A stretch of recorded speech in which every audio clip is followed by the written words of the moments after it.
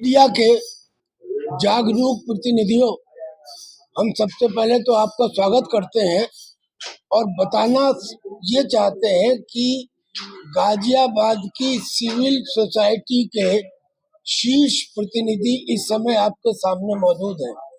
जब मैं गाजियाबाद की सिविल सोसाइटी कहता हूँ, उसका मतलब है RWA federation Ghaziabad, flat owner federation Ghaziabad, confederation of RWAs Uttar Pradesh, confederation of RWAs राष्ट्रीय, लाइन पार RWA फेडरेशन, यानी कि इन सभी ऑर्गेनाइजेशंस के हेड हैं। अब अलग अलग ना करके हमने इसका नाम दे दिया है civil society of Ghaziabad, civil society of Ghaziabad.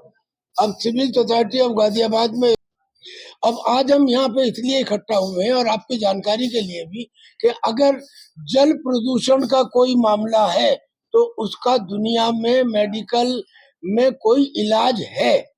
अगर ध्वनि प्रदूषण का कोई मामला है तो उसका इलाज है, लेकिन वायु प्रदूषण का इलाज नहीं है।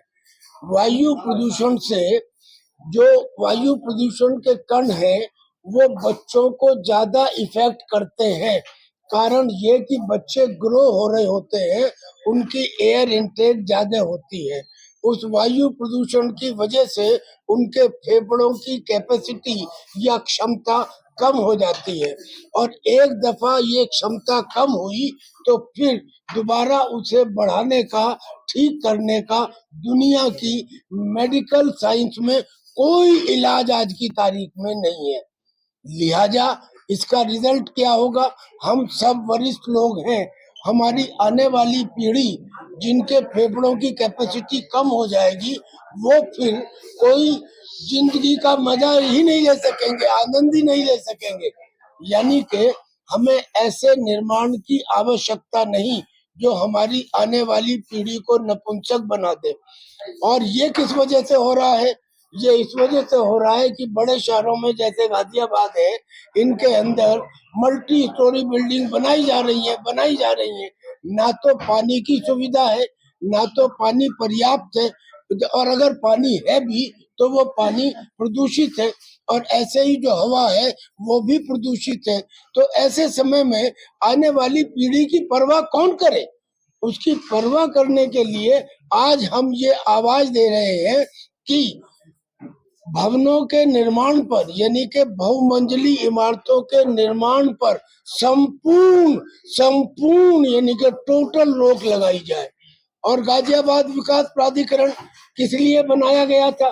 संविधान के 74वें संशोधन में इन डेवलपमेंट अथॉरिटीज को स्थापित किया गया था, ये कहकर कि ये गरीब आदमियों को मकान मुहैया कराएंगे। अब वो गरीब आदमियों को मकान मुहैया कराने के बजाय वो बिल्डरों को जमीन उपलब्ध करा रहे हैं।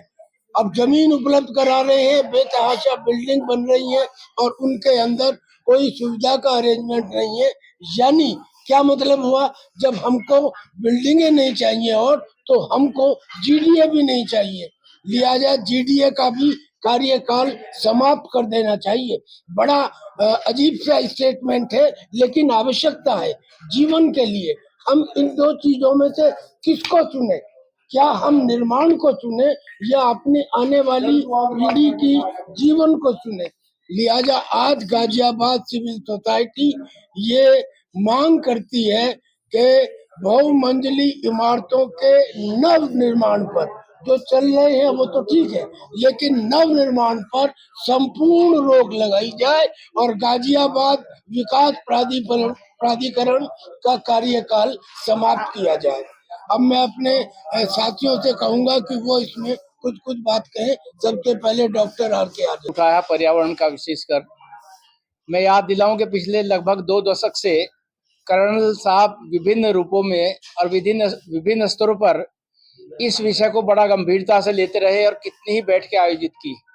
ये हमारा सौभाग्य है कि गाजियाबाद एकमात्र प्रदेश का ऐसा शहर है जहाँ की सिविल सोसाइटी सबसे अधिक जागरूक है, और जागरूकता का परिणाम हमको मिला भी है कि प्रशासन शासन ने कई विषयों को हमारी मांग को कंसीडर किया है और ये जो आज मांग उठाई जा रही है, हम आशा करते हैं कि उत्तर प्रदेश प्रशासन विशेषकर इस पर गंभीरता से गौर करेगा और इसके जो दूरगामी परिणाम हमारी आने वाली संतति के लिए हानिकारक हैं, उसको सोचते हुए निश्चित रूप से इसके नवनिर्माण पर रोक लगाने के लिए ठोस कदम उठाए जाएंगे। हम ऐसी आशा करते हैं।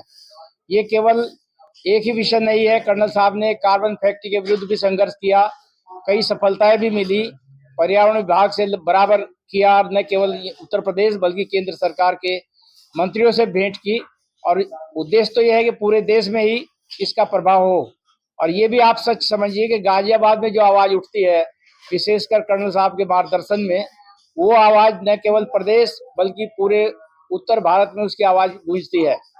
और कितने ही चीजों पर यहाँ पर एक जैसे उत्तर प्रदेश में कोरवा गठन किया कर्नल साहब के मार्गदर्शन में, वो भी संदेश दूर दूर तक गया और हमारे जो सेवानिवृत्त प्रशासनिक अधिकारी हैं उनकी भी इच्छा हुई कि कर्नल साहब के मार्गदर्शन में या सहयोग से हम प्रदेश को एक नया आयाम देने में सफल हो सकें। उसका उदाहरण है हिंदन नदी के सफाई अभियान, वो उसका भी संबंध प्रदूषण और पर्यावरण से है, उसमें भी बड़ी ठोस कार्रवाई हमारे कर्नल साहब के मार्गदर्शन में पिछले 5 साल में की गई है और की जा रही है। हम आशा करते हैं कि आज का जो विषय लिया है पर्यावरण का, ये निश्चित रूप से सभी को प्रभावित करेगा और सभी इससे लाभान्वित हो सकते हैं अगर हमारी राज्य सरकार, जिला प्रशासन इस ओर पूरा ध्यान दे। धन्यवाद। टीपीएस त्यागी जी ने जो ये कार्य, एक मुहिम शुरू की है, ये बहुत ही पुण्य का काम है। ये पूरे राष्ट्र में फैलेगा एक वायरल इफेक्ट की तरह। क्योंकि मैं 2 लाइन से शुरू करना चाहता हूं कि दिन ब दिन बढ़ती जा रही माशरे में आदमखोरी, बिल्डर नहीं हैवान है, ये आदत है मुनाफाखोरी। तो जो मुनाफाखोरी का जो समा है, उसकी वजह से पर्यावरण पे कोई ध्यान नहीं दिया जा रहा। हर चीज में हम डेवलपमेंट, हमारी जो PM 2.5 लेवल है उसको हम मेजर कर पा रहे हैं। हमारे जो इंस्ट्रूमेंट है पर्यावरण के, वो ठीक प्रकार से मेजरमेंट तक नहीं हो पा रहा है। हम ट्रैफिक के पॉल्यूशन पे ध्यान नहीं दे पा रहे हैं। उसमें CNG फिट हो, हाइड्रोजन के व्हीकल जल्दी से जल्दी आए। हमारा देश इतना, कोई फंड की कमी नहीं है, फिर भी हम कहाँ लैग कर रहे हैं। हमारे अंदर इच्छा शक्ति का अभाव है। तो ये शॉर्ट में मैं इतना ही कहना चाहता हूं कि कंस्ट्रक्शन एक्टिविटी है या वेहिकुलर ट्रैफिक है या जो बड़ी बड़ी बिल्डिंग है, दिल्ली की प्रॉब्लम सॉल्व नहीं होती कि पराली। अरे आप बिल्डिंग बहुमंजिली इमारतें बना रहे हैं तो हवा कहाँ जाएगी? नीचे ही जाएगी ना। जब हवा का सर्कुलेशन नहीं है, और वो क्यों नहीं है कि मल्टी स्टोरी बिल्डिंग है। तो त्यागी साहब ने बहुत ही अच्छा इन्होंने पॉइंट, एक नया पॉइंट है जो कि सबको विचार करना चाहिए बिना किसी पक्षपात के। यही मैं कहना चाहता हूँ। धन्यवाद।